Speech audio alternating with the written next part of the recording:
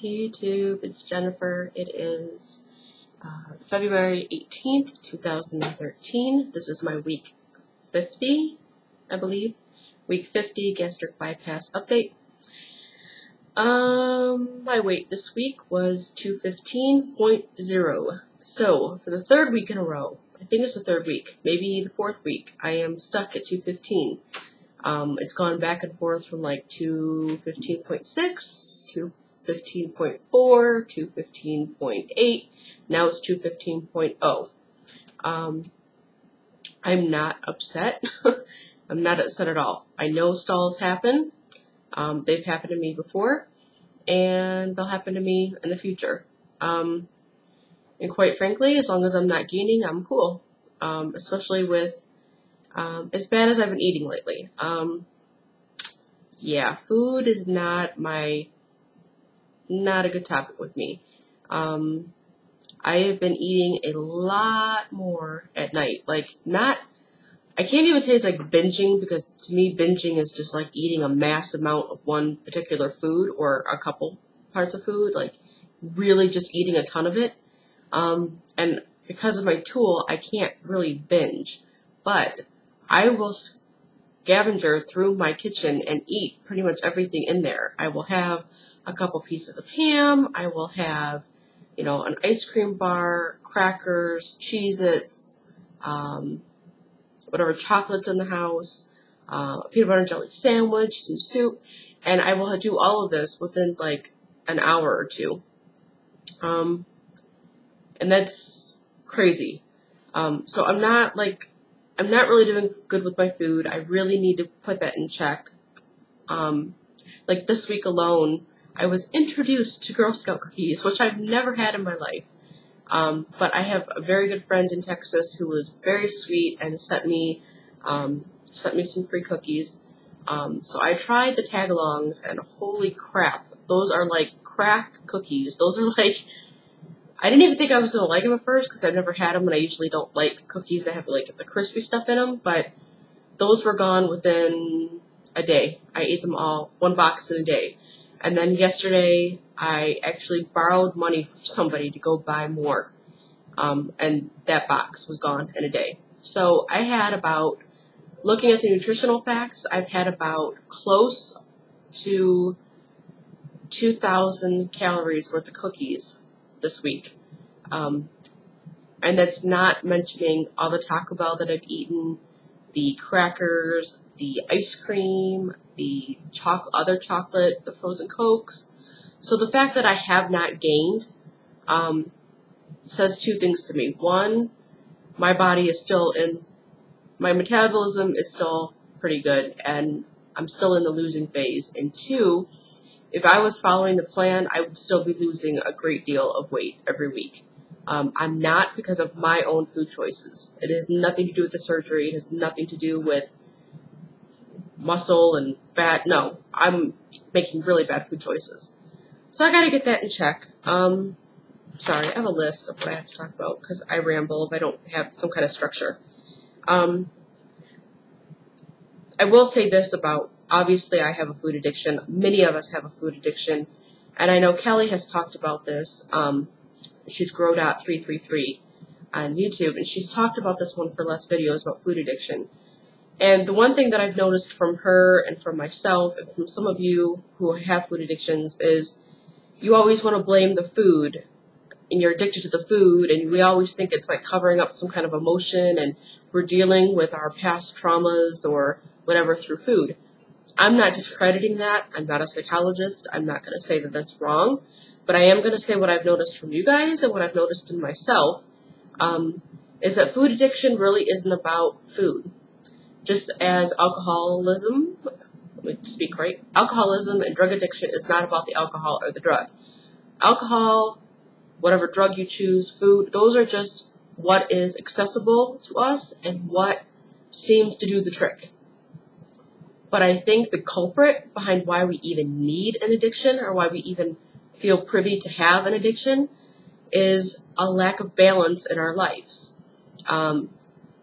If you're overworked and you've got family and you've got friends and you've got, sometimes you have church or social obligations, and you know you're supposed to be exercising and you've got all of these balls in the air, that's a lack of balance.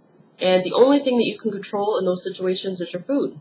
So you will mass consume a lot of food, or you will go the other way and not eat anything because it's the only thing that you can control. And opposite of that, if you're like in my situation where I'm not working, I have very little structure to my day, I have very little obligations, and I'm getting bored, and I'm feeling very like disconnected from who I'm supposed to be and who I have the ability to be. And so the only thing I can control is my food. And so I'm eating a mass amount of food. I think it's just about a lack of balance. So if you have a food addiction or you're addicted to anything, check out your lifestyle and see if you have a lack of balance. And if you do, it's not easy to put those things back in order because, you can't control who hires you or who fires you. You can't control, how well behaved your kids are, or if you don't have kids, you can't control other people, your husband, your employer. You can't control people, but you can control yourself, and you can do time management, and you can eliminate some things from your life. And it might not be pleasant to do, and it might not be the easy thing to do, and you might think something is a necessity, but it's really not. So just check your life. Anyway, the good thing that I have done this week is my sleep and my water intake, whatever. Sleep has been on point 8 hours every night, 7 or 8 hours every night, and my water intake, I have decided to make my own decaffeinated, sugar-free sweet tea. I just use like a sugar substitute, and I make it at a gallon at a time, and I've been drinking like a gallon of tea a day, which is okay because it's just water, and it's decaffeinated tea, and there's no real sugar in it. So I've been drinking that like a gallon a day, plus sometimes water and Crystal Light, so trust me, I'm good with water. Blah, blah, blah, blah, blah. I'm really anxious for spring to come, and I'm really anxious for my foot to heal. My foot is still fractured. I see my doctor on Wednesday. I've not been wearing my cast, like my walking cast, like I'm supposed to, because I was doing really good for about a week, and then it got kind of where it was bothering me. So I only wore it sparingly for about 2 weeks, and this week I've been wearing it every time I leave the house, and sometimes in the house. And I see him Wednesday, and I'm pretty sure he's going to tell me I need to wear it for another month, because now the pain is not just at the top of my foot, it goes towards my toes, and it goes towards my heel. So I think the fracture has actually gotten worse. But I really need that to heal, because I have decided to enter my first 5K. It's the Color Run. There's lots of locations. There's probably one by you, and it's not a very high registration fee. It's like $45, $50.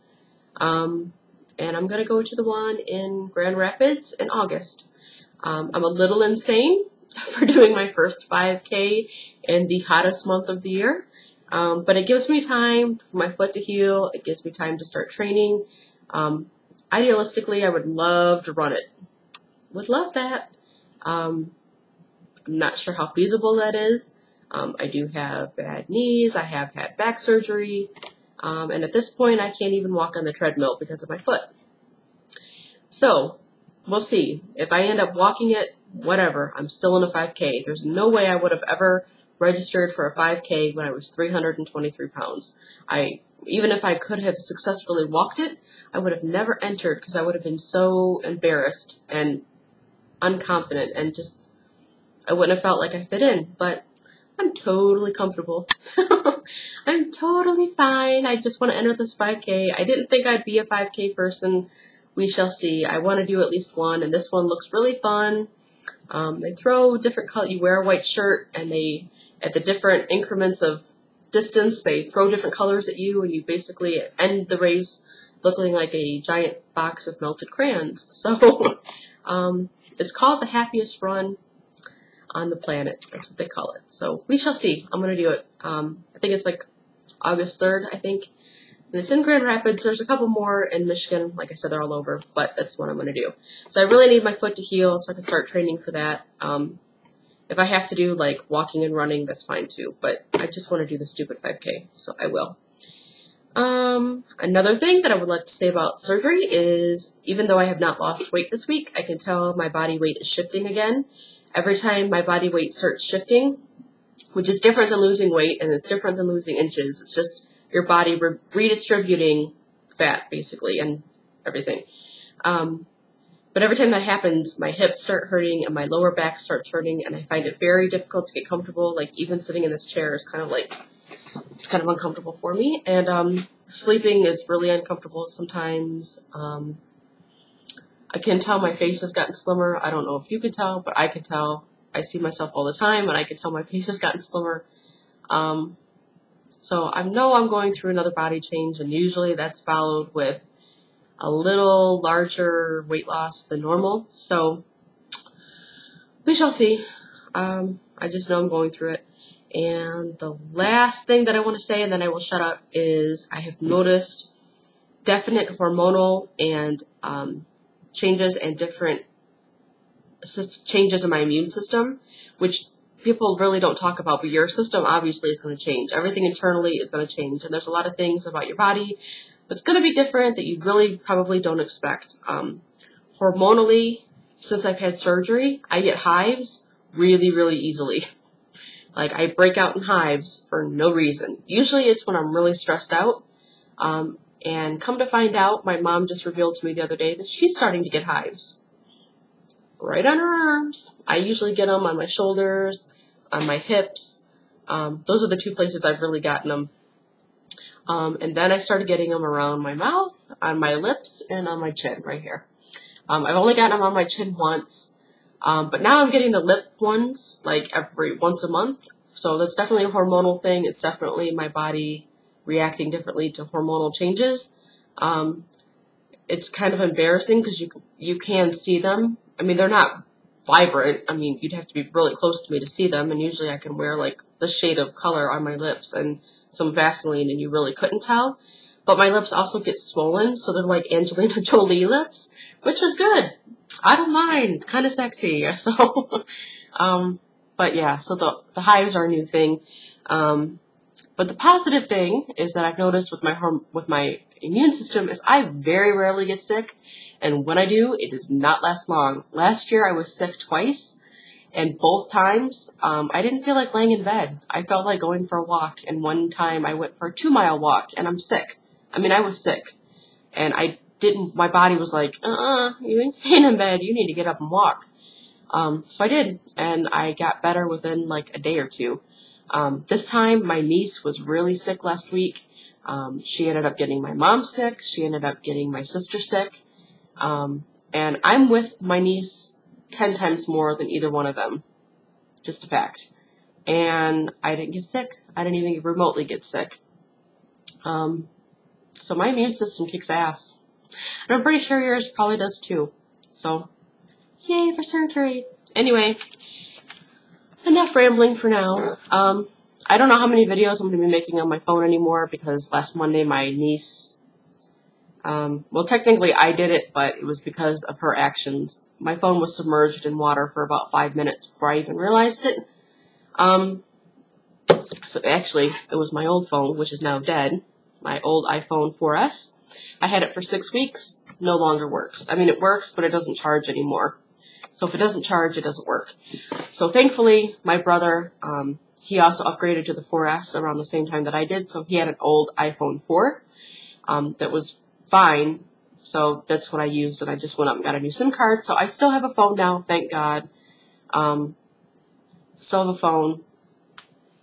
So I can't hear very well on it, and it is a little slower with the technology stuff, and it doesn't take very good pictures, so I don't think it'll take very good video, but I have a phone. I'm cool. And I did get approved for that prescription assistance plan. I got my first 30-day or 90-day supply, I think, a couple days ago. So I'm good. I'm so thankful. I'm good. I have my bipolar medicine for at least 3 months, so I'm good. Anyway, I will talk to you guys all soon. Thank you so much for watching and being patient and watching the whole stupid thing. I will talk to you guys soon. Have a good week. Bye.